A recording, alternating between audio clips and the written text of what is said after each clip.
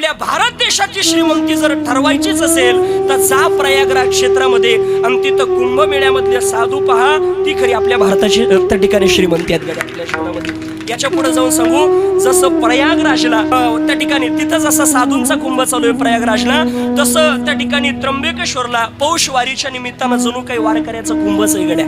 तिथं सुद्धा जाऊन एकदा स्नान करा. कुंभ स्नान तुमच्या जीवनामध्ये घडल्याशिवाय राहणार नाही. जगातले सगळे तीर्थयात्रा घडावी असं वाटत असेल तर सगळ्या तीर्थांना जाणं शक्य नसेल ना, कोणत्याच तीर्थाला जाऊ नका. या निवृत्तीनाथ दादाच्या चरणावरती साष्टांग प्रणिपात करा. आपल्या जीवनात सगळे तीर्थ तुम्हाला निवृत्तीनाथ दादाच्या चरणावरती घडल्याशिवाय राहणार नाही. सगळे तीर्थ निवृत्तीचे पायी निवृत्तीनाथ दादाच्या चरणावरती सगळे तीर्थ आहे.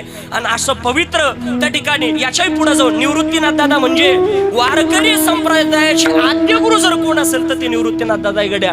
आणि आपण इतके भाग्यवान आहे का वारकरी संप्रदायाचा आद्य गुरु घराणं त्या ठिकाणी त्र्यंबकेश्वर आपल्या नाशिक जिल्ह्यामध्ये आपण फार भाग्यवान आहे. म्हणून त्या माध्यमातून त्या ठिकाणी आपल्या जीवनामध्ये अशा समताकडे जा, कारण आपला देश फार पवित्र आहे. आपल्या जीवनामध्ये देशाची श्रीमंती हे एका वारकऱ्याकडे बघून, आपल्या जीवनामध्ये एका धारकऱ्याकडे बघून, एका शूरवीराकडे बघून